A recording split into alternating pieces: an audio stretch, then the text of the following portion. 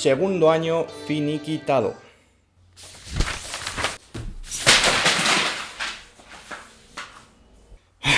Madre mía, lo que hace la universidad, a veces es peor que caer en la droga. En fin, este vídeo os va a molar porque es una continuación de uno de los clásicos de mi canal, que es este vídeo de aquí, lo que te encontrarás en el primer año de Ingeniería Informática. Pues en esta ocasión vamos a ver el segundo año, pero de una forma un poco más corta y más amena que en el vídeo anterior, y ya sabéis cómo va esto. Yo os enseñaré las asignaturas que tuve yo en segundo, en otras universidades cambiarán, pero al final es la misma mierda, así que dentro vídeo. ¿Qué pasa si una ecuación relaciona una función con sus derivadas? Pues esto, amigos míos, es una ecuación diferencial. Existen de varios tipos, por lo tanto se resuelven de formas distintas, pero normalmente el procedimiento consiste en manipular los datos de tal forma que acabas resolviendo una integral a partir de la cual obtienes la función que estás buscando que cumple esta ecuación. ¿Y qué pasa si la cosa se pone chunga y empiezan a aparecer por aquí segundas derivadas y cosas extrañas? Pues que hay gente que ha pensado esto antes que nosotros, porque hay gente que piensa y nos facilita la vida. Entonces lo que se utiliza aquí son transformadas integrales, en este caso la transformada de Laplace. Una transformada es como si fuese una función en programación, donde tú le pasas una entrada y te devuelve una salida. En este caso la entrada es una función y la salida es otra función.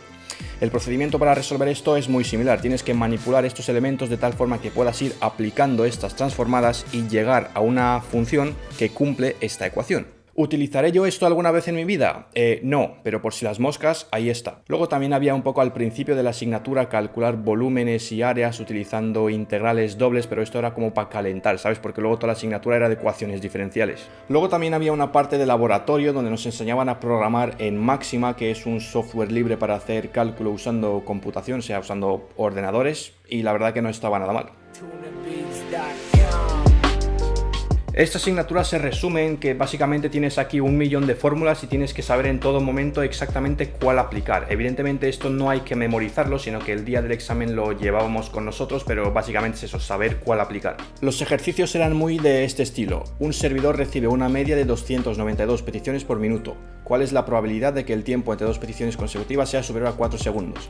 Pues tú tienes que saber exactamente cuál es la fórmula que vas a aplicar y por qué, y luego ya meter números y operar. Eso es básicamente la mayoría de ejercicios de esta asignatura.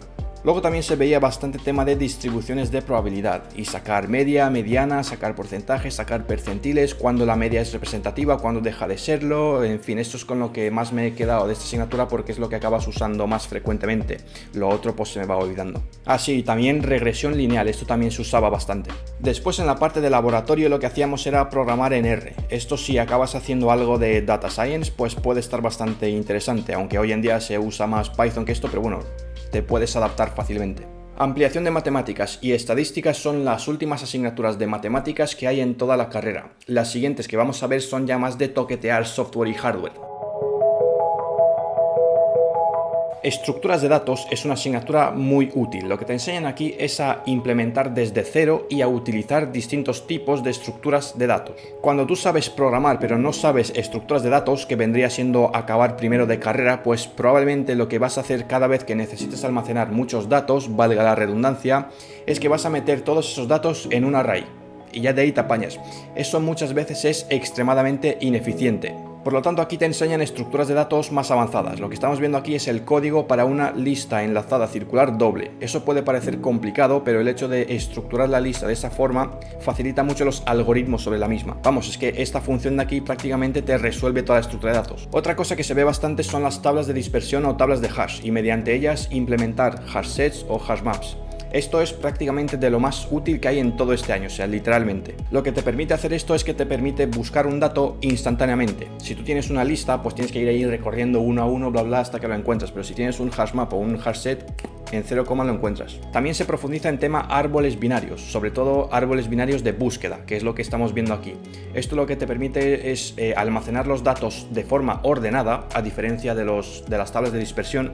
Sin embargo, te permite buscarlos más rápido que si estuvieran en una lista. Y aquí te tienes que poner modo recursivo 100% porque los algoritmos sobre árboles binarios casi siempre se implementan de forma recursiva.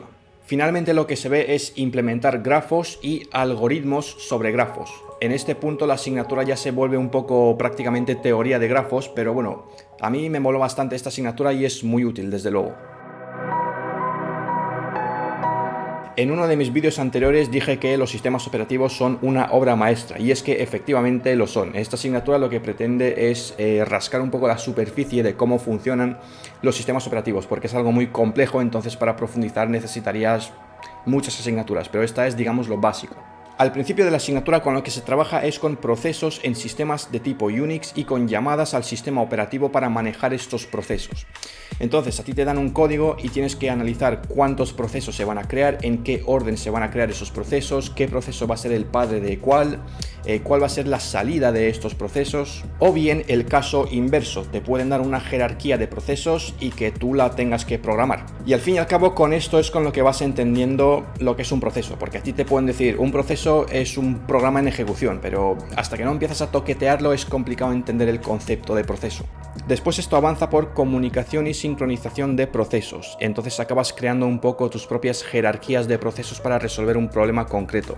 Este programa no me acuerdo muy bien de lo que hace, pero tiene pinta de que lista los contenidos de algún directorio, después los filtra según una búsqueda y después empieza a contar archivos o algo por el estilo. Luego cada proceso puede tener distintas salidas y entradas. En este caso pueden ser ficheros, pueden ser la pantalla o pueden ser tuberías. Las tuberías sirven para comunicar procesos entre sí y por lo tanto también para sincronizarlos. El dibujo anterior, si mal no recuerdo, se corresponde con este código de aquí. Entonces tú cuando estás programando esto, lo que vas haciendo es que vas abriendo ficheros, vas escribiendo en ficheros, vas creando tuberías, cerrando tuberías, abriendo tuberías, ejecutando ciertos procesos, es decir, tienes que crear la jerarquía exactamente como la veíamos en el dibujo, de tal forma que este programa haga lo que tú quieres. Después otra cosa que se hace es tema hilos, concurrencia, varios hilos ejecutándose al mismo tiempo en sistemas operativos de tipo Unix. Entonces tú empiezas aquí con hilos que escriben sobre las mismas estructuras de datos, hilos que leen de la misma estructura de datos, hilos que producen datos, hilos que consumen datos, y todo esto hay que sincronizarlo con mutex y variables de condición. Esto era una rayada, pero bastante. También se toca bastante el sistema de ficheros y se trabaja con las estructuras de datos que te proporciona el sistema operativo para poder manejar ficheros y directorios. En sistemas de ficheros también hay una pequeña parte de teoría de calcular cuántos bloques ocupa tal, cuántos bytes ocupa este fichero, cuánto ocupa no sé qué directorio. Y aquí se trabaja siempre con tema de potencias de 2, logaritmos en base 2. Esto es muy similar a los cálculos que se hacen en arquitectura de computadores para la memoria caché. Si lo habéis hecho, pues es muy similar esto.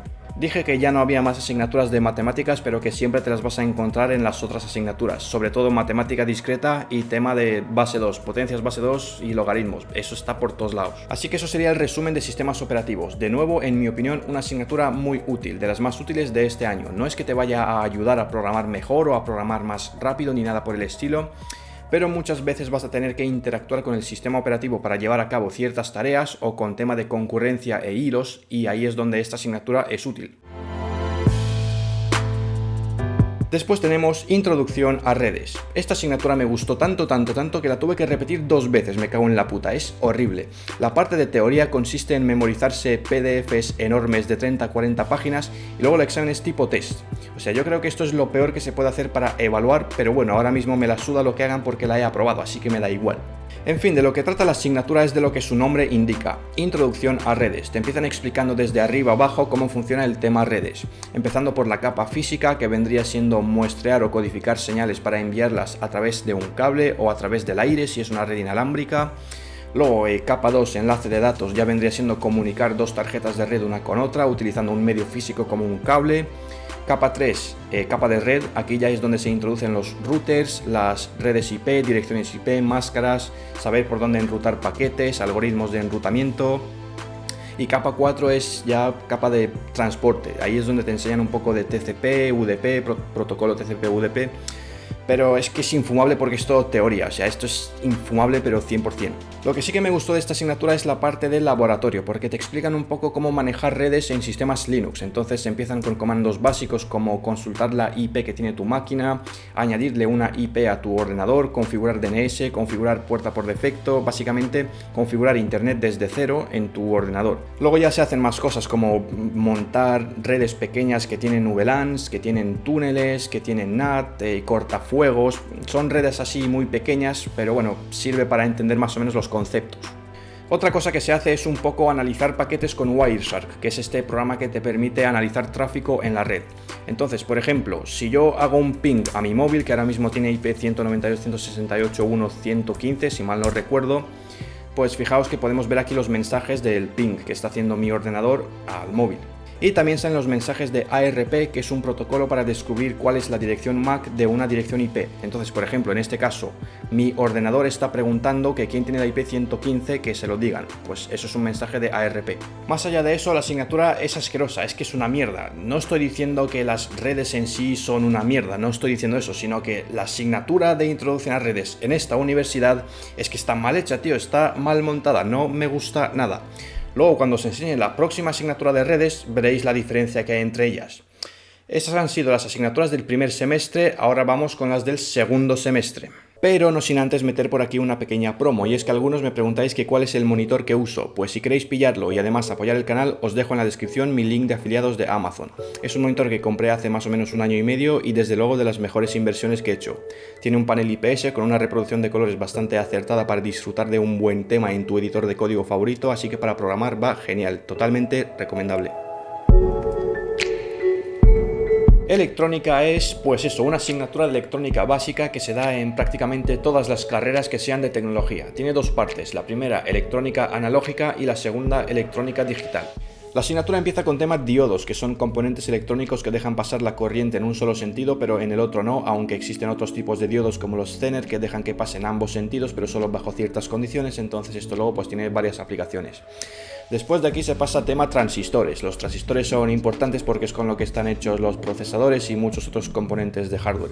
Entonces esto se puede usar como amplificador, se puede usar como interruptor y ahí está la clave. El usarlo como interruptor, pues de ahí sale el típico 0,1 que conocemos. De ahí se pasa a amplificadores operacionales. Esto está hecho con transistores y hacen pues lo que su nombre indica, amplificar. Entonces los ejercicios siempre se tratan de encontrar cuál va a ser el voltaje de salida en función de las entradas. Luego ya se pasa a electrónica digital y aquí es donde te empiezas a poner con puertas lógicas y álgebra booleana y haces circuitos que hacen cosas más interesantes. Esto es lo que más me gustó porque es muy parecido a la programación, lo que pasa que en vez de escribir código, pues vas a ir poniendo puertas lógicas. Finalmente lo que se da es circuitos secuenciales, que son circuitos que digamos tienen memoria y actúan en función de un estado anterior que tenían. Entonces aquí ya te pones con diagramas de estado, tablas de estado, y con esto lo que se puede hacer es cosas como contadores, que van contando números, por ejemplo. Luego en la parte de laboratorio lo que se hace es aplicar la teoría. Eso de aquí, si mal no recuerdo, era un transistor que encendía un LED según la salida de un microcontrolador o algo por el estilo. Pero si estás en mitad de una pandemia mundial, pues tienes que montar los circuitos a papel, porque claro, no puedes ir al laboratorio de electrónica, así que hemos pasado de programar en papel a montar circuitos en papel. Programación avanzada es una asignatura que su objetivo, según la he entendido yo, es escribir código que no sea tan espagueti, ¿vale? El código espagueti es cuando está todo mezclado ahí, chapucero, que si cambias una cosa, de repente se va todo a la mierda y tienes que cambiar todo el código. Pues precisamente eso es lo que se intenta evitar en esta asignatura. Para ello se empiezan enseñando aspectos más avanzados de Java, digamos, porque el propio lenguaje en sí tiene cosas que te permiten no duplicar código, por ejemplo. Y luego lo que se ve en el resto de la asignatura son patrones de diseño. Los patrones de diseño son maneras de escribir código de forma que sea fácil de manipular o de añadir más código y que no se empiece a ir toda la mierda y que tengas que cambiar todo. Un ejemplo típico de patrón de diseño con el que se empieza es el patrón strategy. Entonces, este ejemplo de aquí está sacado de este libro, así que imagínate que tienes un videojuego de patos y luego cada pato tiene una forma de volar y una forma de hacer quack, o sea, de hacer su sonido característico. Tú no quieres meter eso dentro de cada pato, quieres que eso esté aparte, porque eso es lo que varía. Entonces tú le puedes asignar a cada pato cuando quieras el vuelo que quieras y la forma de hacer quack que quieras. Imagínate que un pato de repente evoluciona cual Pokémon, pues tú en tiempo de ejecución le puedes asignar una forma de volar distinta, por ejemplo. Después, entre otros patrones de diseño, uno de los que más se trabaja es el modelo vista controlador. El modelo es quien mantiene los datos. La vista es la interfaz gráfica y obtiene datos del modelo para actualizarse, pero para interactuar con el modelo necesita del controlador. El controlador es quien manipula al modelo y obtiene los datos de la vista. Suena un poco complicado, pero bueno, luego es fácil de entender. Un ejemplo típico de MVC es una aplicación de tareas. Entonces tú aquí puedes añadir nuevas tareas, borrar tareas, filtrar tareas por prioridad, por completadas o no completadas. Después, cuando quieras salir de la aplicación, pues esto se guarda en disco. Pero como está hecho con este patrón de diseño, con MVC, si quisiéramos que los datos, en lugar de guardarse en disco, se guarden en una base de datos, por ejemplo, lo único que habría que hacer es cambiar el modelo, porque el modelo que tenemos actualmente lo que hace es guardar los datos en disco. O sea, coge el objeto que guarda los datos, en este caso la lista de tareas, y lo serializa, lo escribe en disco, ¿vale? Después lo carga, pero esto podríamos hacerlo para que lo meta en una base de datos. Y no habría que cambiar ni la interfaz gráfica ni el controlador, esto se quedaría igual, sería lo mismo. Otra cosa de las que se insiste en esta asignatura es en testear tu código, ¿vale? No dejarlo ahí a la suerte, a ver si funciona, sino que le den, sino testear un poco el código que sea importante y que no sea trivial, como quien dice, como dirían los profesores de matemáticas. Después, otra cosa que me moló de esta asignatura es que tiene un poco un componente de búscate la vida, ¿sabes? Al principio de la asignatura te decían, te aconsejamos usar Git y GitHub, pero no te lo vamos a enseñar, te dejamos ahí unos tutoriales y si quieres te lo aprendes. Eso está bien porque luego es lo que toca hacer, ¿sabes? Hay que aprender por tu cuenta. Como su nombre indica, esta asignatura va de administrar sistemas, lo básico de administración de sistemas. Tiene dos partes, la primera, administrar sistemas Linux, la segunda, administrar sistemas Windows, y en las dos se hace exactamente lo mismo. Entonces, por ejemplo, una tarea típica de la administración de sistemas es crear cuentas para los usuarios. ¿Cómo se hace eso en Linux? Pues en Linux, para poder crear una cuenta de un usuario hay que modificar el fichero etc_password, ¿vale? Aquí es donde están todos los usuarios y sus respectivos atributos, digamos. Por ejemplo, este soy yo. Aquí tengo mi nombre de usuario, mi contraseña encriptada, por eso aparece una X, mi ID de usuario, ID del grupo, después mi directorio de trabajo y mi shell. Entonces, o sea, mi intérprete de comandos.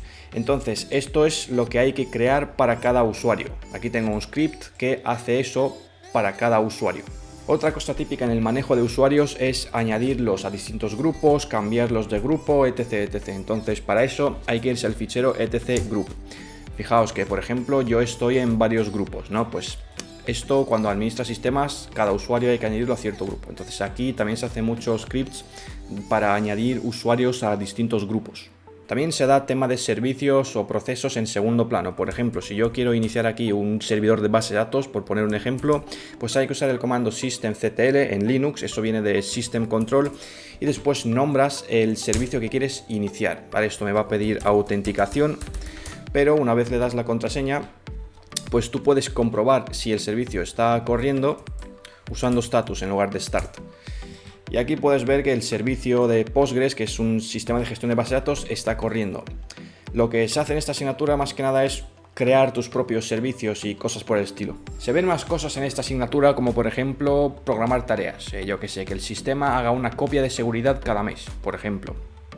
O configurar cargadores de arranque como el group, entre otras cosas. Y luego la parte de Windows se hace exactamente lo mismo que en Linux, pero esta parte sinceramente no me gustó nada, o sea, me parecía muy aburrida. Esto de aquí creo que es el script equivalente de crear cuentas, pero en un sistema Windows.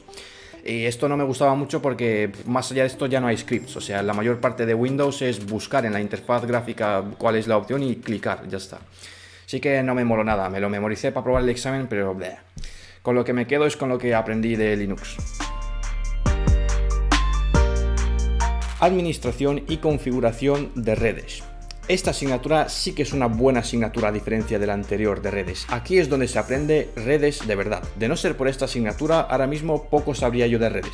Esta asignatura es que no tiene teoría, tío, es todo práctica. Desde que empieza el semestre hasta que acaba, pum, práctica, práctica, práctica. Te machacan un montón con crear desde cero redes grandes como esta de aquí, por ejemplo, o esta de aquí y configurarlas. ¿Y qué es lo que se tiene que configurar? Pues básicamente casi todo. O sea, se empieza, por ejemplo, con algoritmos de enrutamiento. ¿Cómo hacemos para que un router conozca todo el resto de routers dentro de su edificio y viceversa? Pues para eso están los algoritmos como OSPF. Entonces tú tienes que poner los comandos para configurar cada router. Existen otros algoritmos que se ven como RIP, pero bueno, este es uno de los que más se usa. Después, otra cosa típica, ¿cómo hacemos que cada PC o cada máquina se le asigne una IP automáticamente? Pues para eso está DHCP, el protocolo DHCP, esto también hay que configurarlo mucho. Luego, ¿cómo salir a internet desde una red privada? ¿Cómo salir de una red privada a una red pública? Configurando el NAT en el router que sale del edificio. Tema configurar NAT también se ve muchísimo en esta asignatura. ¿Cómo hacer para que los edificios de la empresa que están conectados al mismo proveedor de servicios de internet se conozcan conozcan entre sí, pues con eso se hace mediante BGP. BGP es otro protocolo parecido al OSPF, pero para sistemas autónomos. Cómo comunicar una red privada con otra red privada a través de redes públicas, con túneles. También se configura mucho tema túneles. Luego, configurar VLANs y configurar switches. Eso también se hace por un tubo en esta asignatura. Un montón de configuración de VLANs y de switches. Y finalmente, configurar ACLs, listas de control de acceso en los routers. Esto lo que te permite hacer es que puedes manejar el tráfico de la red exactamente como tú quieres. Puedes permitir que una red vaya a otra, pero puedes negarle que vaya a otra concreta y viceversa. Puedes permitir y negar lo que tú quieres. Así que esta asignatura está muy bien hecha, me moló bastante. Es la última asignatura obligatoria de redes que hay en la carrera. Y aquí aprendes más o menos todo lo que te hace falta saber sobre redes en el futuro. Excepto si obviamente te vas a dedicar a redes, en cuyo caso tendrías que tirar por la rama de ingeniería de computadores que tiene más asignaturas de redes. Bases de datos, última asignatura de todo el año. De nuevo estamos ante una asignatura muy útil, probablemente de las más útiles de todo este curso. Hoy en día todo el mundo sabe lo que son las bases de datos, porque sin bases de datos el mundo ya no funcionaría. Entonces lo que te enseñan aquí es primero a diseñar bases de datos. Cuando tú diseñas bases de datos hay que pasar por 3 etapas. La primera de ellas es el diseño conceptual. El diseño conceptual es una descripción de cómo se relacionan los datos entre sí, cuáles son las entidades, qué atributos tienen estas entidades, cuáles son las relaciones que hay entre estas entidades. Después del diseño conceptual se pasa al diseño lógico. El diseño lógico es pasar ya los datos a tablas, porque las bases de datos siempre almacenan los datos en forma de tablas. Vale, entonces en el diseño lógico lo que se hace es pasar el diseño conceptual a tablas. Y finalmente el diseño físico es cuando ya creas la base de datos, cuando tienes que escribir el código SQL para crear la base de datos. Esto ya depende de cada sistema de gestión de bases de datos. Sin embargo, los anteriores 2 diseños no dependen de ningún sistema de bases de datos. En la parte de prácticas de la asignatura lo que se hace es SQL por un tubo. Aquí tengo decenas y decenas de ejercicios de consultas SQL. Entonces, por ejemplo, te dan ejercicios tipo ¿cuál es el vendedor que ha hecho la factura más barata el año pasado? Pues tú tienes que conocer bien la base de datos con la que estás trabajando, trabajas con la misma todo el semestre, por lo menos en esta asignatura así fue. Entonces tú tienes que saber de qué tabla seleccionar los datos, cómo filtrar los datos y una vez tienes escrito el código SQL, pues te vas a la base de datos y lo ejecutas. Y ahí obtienes lo que estás buscando, el vendedor que ha hecho la factura más barata el año pasado. Otro ejemplo, para cada artículo cuya descripción empieza por base, mostrar el número de unidades vendidas en las provincias de tal y tal. Entonces tú te vas a tu código, escribes el SQL, este es un poco más complicado. Después te vas a la base de datos, lo ejecutas y obtienes los datos que quieres. Es lo que os decía, las bases de datos siempre representan los datos en forma de tabla y por lo tanto también te los devuelve en forma de tabla. Eso ha sido el segundo año de Ingeniería Informática. He acabado ya 20 asignaturas, he acabado mitad carrera, me faltan 2 años, así que suscribíos para no perderos el tercer y cuarto año y nos vemos en el próximo vídeo.